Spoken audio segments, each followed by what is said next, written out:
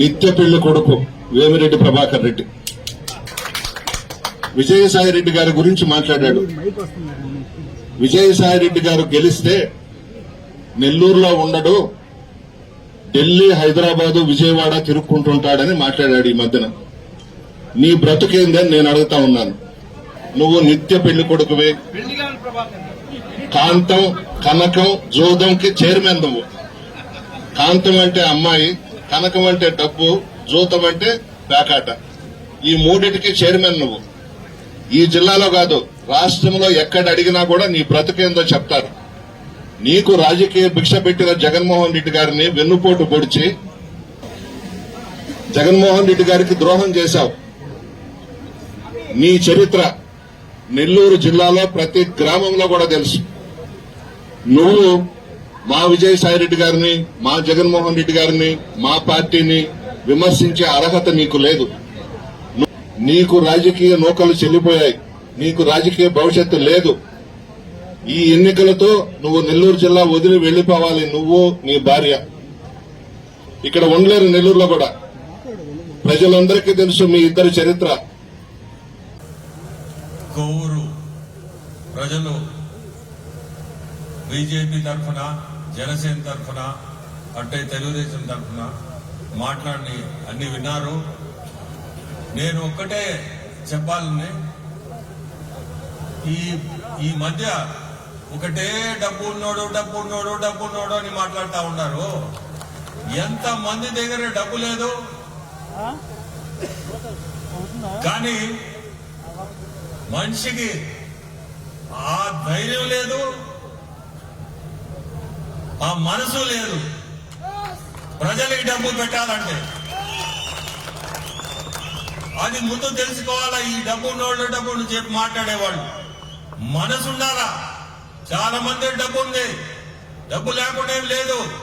ఆ పదము ఒకటే వాడుతూ ఉన్నారు. మంచి పనులు చేసేదానికి భగవంతుడు అది ఇచ్చాడు. నేను అదే దీంట్లోనే సేవ చేయాలనే, దాన్ని ప్రజలకి సేవ చేయాలనే కార్యక్రమంలోనే మంచి పనులు చేస్తున్నా. కానీ ఎందుకని ఇట్లా మాట్లాడుతూ ఉన్నారో వాళ్ళకే అది అర్థం కావాలా. వాళ్ళు ఎందుకు మాట్లాడుకుంటున్నారో మాట్లాడండి, అది వాళ్ళ కర్మ అనుకుంటుండా. అంతకంటే కూడా నేను మాట్లాడేది ఏం లేదు. ఆ భగవంతుడే వాళ్ళ మాటలకి సమాధానం కూడా చెప్తాడు. అది కూడా దగ్గరికి వస్తుంది. ఈరోజు ఈ ప్రజా ఆశీర్వాద సభ పెట్టడం మెయిన్.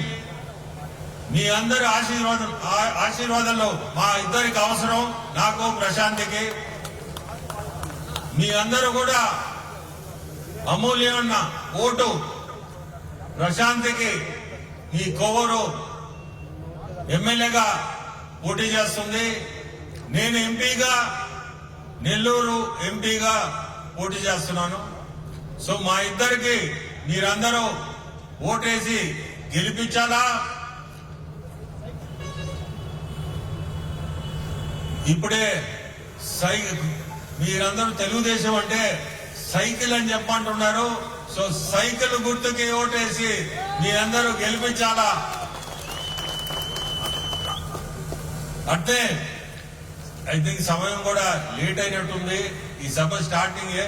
సో అందరూ కూడా భోజనాలకి లేచిపోతా ఉన్నట్టున్నారు. ఇంకెంత 10 నిమిషాలు, కొంచెం ఓపిక పట్టుకోండి. 10 నిమిషాల్లో క్లోజ్ చేస్తారు. భోజనాలు కూడా మీ అందరూ పోయి భోజనం చేసుకోవచ్చు. మీ అందరిది ఇంకా అంతకంటే నేను చెప్పేది కూడా ఏం లేదు. మీకు మేమిద్దరం సేవభావంతో ఈరోజు దీంట్లోకి వచ్చింది. సో మీ అందరూ అది ఒక్కటే గుర్తు పెట్టుకోండి. ఎప్పుడైనా చాలా మంది 4 గేట్లు ఉంటాయి ఏదేదో మాట్లాడుతూ ఉన్నారు. 4 గేట్లు కాదు, ఒకటే గేట్ ఉండేది. ఎవరైనా ఎప్పుడైనా ఇంటికి రావచ్చు. మేము కూడా ఎప్పుడు కూడా ప్రజల సేవలోనే ఉంటాము. ప్రతి మండలంలో కూడా మేము ఆఫీస్ అనేది ఒకటి పెట్టి ఎవరు కూడా ఇబ్బంది పడకుండా మీరు గెలిపించండి. తర్వాత మీకే తెలుస్తుంది ఒక అభ్యర్థి ఎట్లుంటాడు అని. ఎమ్మెల్యేగా గెలిపించండి. ప్రతి మండలంలో ఒక ఆఫీస్ పెట్టి మీరెవ్వరు కూడా ఎక్కడికో పోయి అవసరం లేదు, రావాల్సిన అవసరం లేదు, నెల్లూరు రావాల్సిన అవసరం లేదు. మీ మండల హెడ్ క్వార్టర్స్ లోనే మా సొంత ఆఫీస్ ఉంటది. అంటే నేను చెప్పేది జిల్లాలో ప్రతి మండలంలో కూడా నా ఎంపీ ఆఫీసులు కూడా ఉంటాయి. ఎవరు ఇబ్బంది పడి ఎత్తుకుంటా నెల్లూరు దాకా రాబోలేదు. అక్కడనే మేము పెట్టే ఆఫీసులోనే మీ పని ఏదైనా ఉంటే అక్కడికక్కడే పనిచేసేటట్టుగా కూడా మేము మనుషులను పెట్టి ఎవరు ఇబ్బంది పడకుండా రేపు ఫ్యూచర్ లో ఇటువంటి ఎంపీ ఉంటారా అని అనిపించుకుంటాం.